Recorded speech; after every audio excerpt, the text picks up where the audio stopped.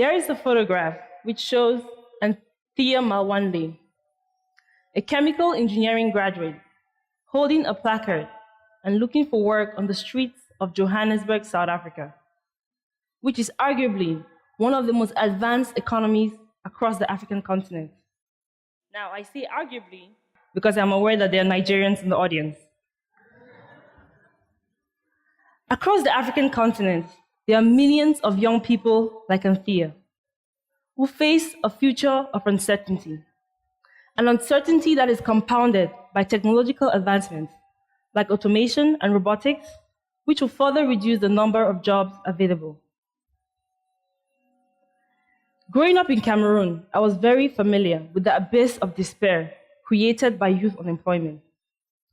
Year after year, I watched thousands of young people pour out from universities, only to join a growing pool of unemployed graduates.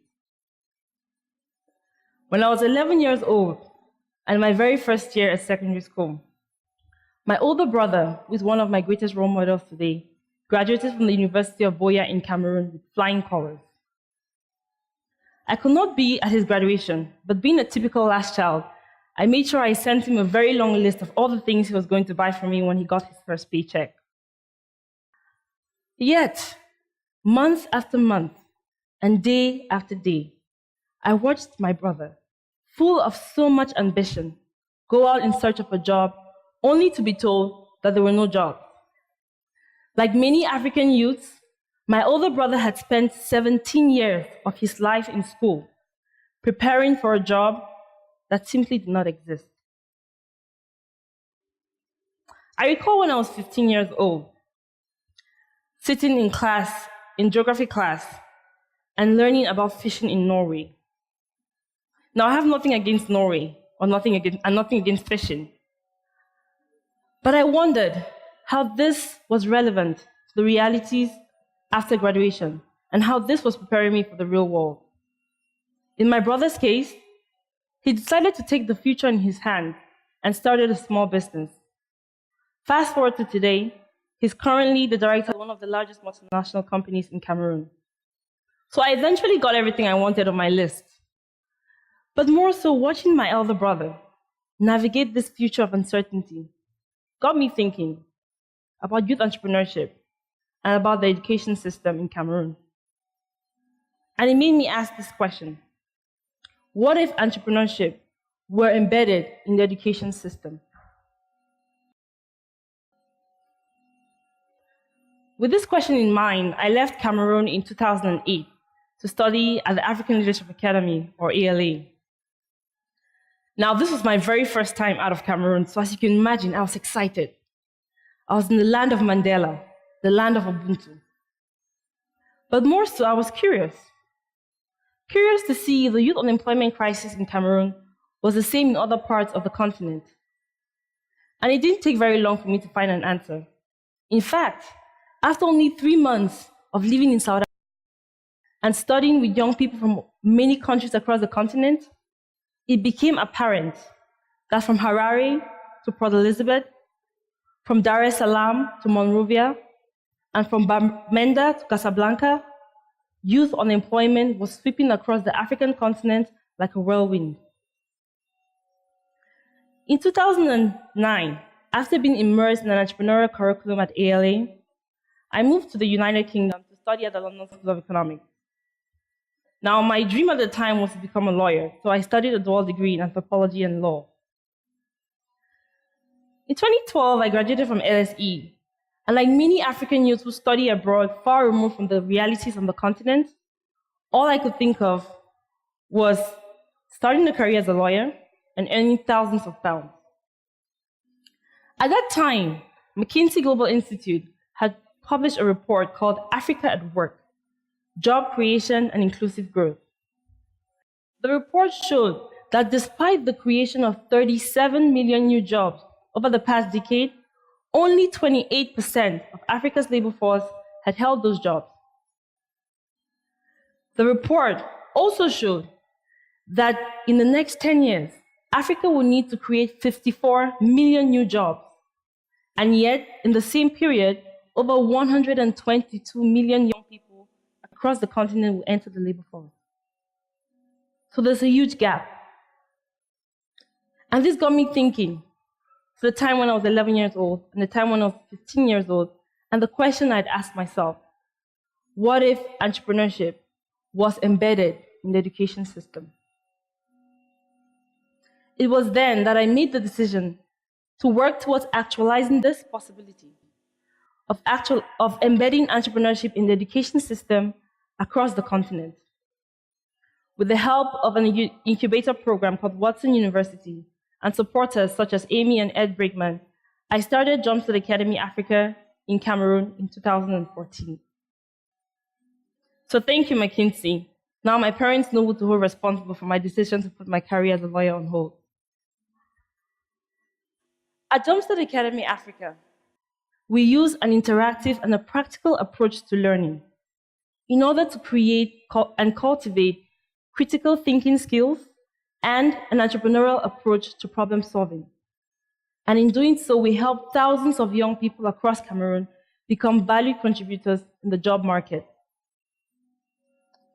In the words of Tony Elemunelu, entrepreneurship means African youth no longer have to find a job or be trained to become employees.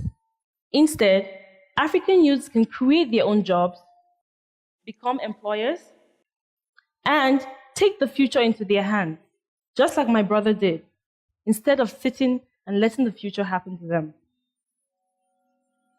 Now, I realize that there's so much hype about the term entrepreneurship, and it's become sort of a buzzword these days. You know, there are many buzzwords these days.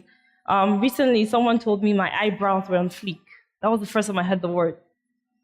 So there are many buzzwords, and I feel entrepreneurship has a tendency to become one of those buzzwords. And there has been a paradigm shift whereby entrepreneurs are now seen as magicians creating magic, as celebrities, as rock stars, as people creating the latest app and earning billions of dollars. Now, there's nothing wrong with that, but that is not the kind of entrepreneurship I'm referring to. The kind of entrepreneurship I'm advocating for today is one that centers around enabling young people, especially in the African continent, to navigate a future of uncertainty in two main ways. The first is by training and retraining young people with 21st century skills. And the second is by enabling these young people to create value, and not just any kind of value, but long-term and sustainable value. Over the last 3 years at Jumpstart Academy Africa, we have enabled young people, over 350 of them, to create long-term value in rural areas and cities alike. These include young people like Joyce Pekwaleke, a young woman from Bamenda, Cameroon. Joyce was part of our inaugural class in 2014, and using the entrepreneurial skills she learned at the academy, she started a catering business called Green Delights. Today, Joyce employs 3 other young people, and through the profits she makes, is able to cover the cost of her university education. It also includes young people like Sivian Masakiki, who is actually seated in the audience today. Sivian is a young woman from a rural area called Ndu in Cameroon, and she was also part of our inaugural class in 2014. Using the entrepreneurial training she received, she started a radio program in her local community to sensitize the local population such as malaria and HIV/AIDS. She also became one of the 50 young people that was selected to join the inaugural class of the Yale Young Africa Scholars Program. And there's more. She also won a scholarship and joined the inaugural class of the African Leadership College here in Mauritius, where she studies electrical engineering. And there's still more. She now runs a non-profit organization in Cameroon which empowers orphans and vulnerable children. I believe she deserves a round of applause.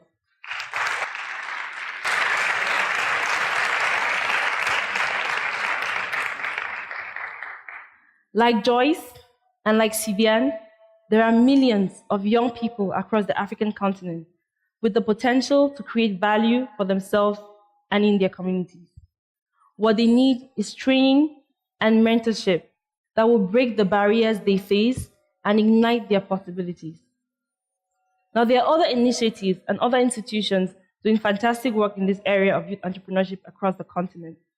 Institutions like Rickworth in Zimbabwe and Natural Comprehensive College in Cameroon. However, and this is a huge however, by 2050, we need to create jobs for an extra 1 billion people on the continent. Now think about that number, 1 billion people. Or as a young man I know called Fred Swanika puts it, if we do not create jobs for an extra 1 billion people on the continent by 2050, then we are sitting on a ticking time bomb. You know, I never imagined that quoting Fred Swanika of all people was ever going to get me in trouble until 2 days ago when I was on my flight to Mauritius and I was rehearsing my speech to myself and I was talking out loud and I put in my headphones and I got to this slide and I said the words ticking time bomb on an airplane.